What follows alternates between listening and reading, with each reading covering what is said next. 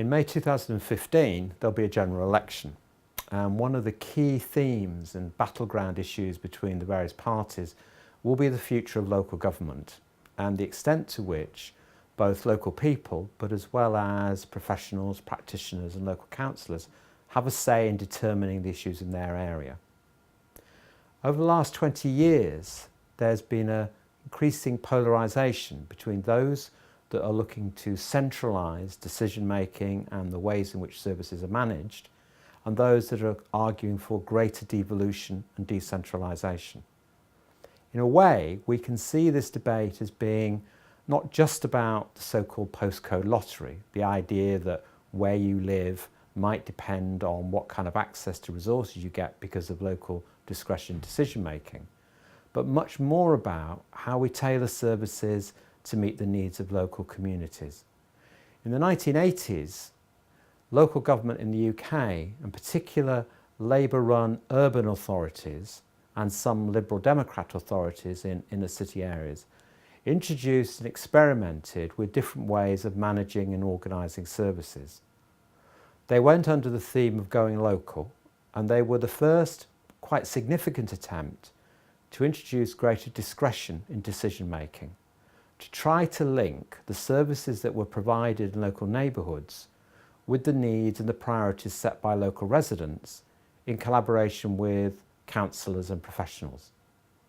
By the end of the 1980s, that experiment had pretty much failed.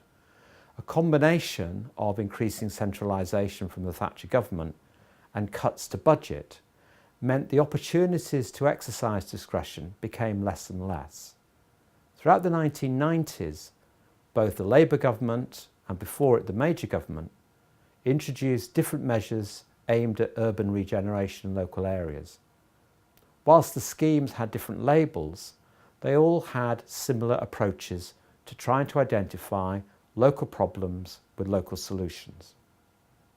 Since 2010, the scope for discretion, in other words, the potential to act differently in a particular area compared to another, has got less and less.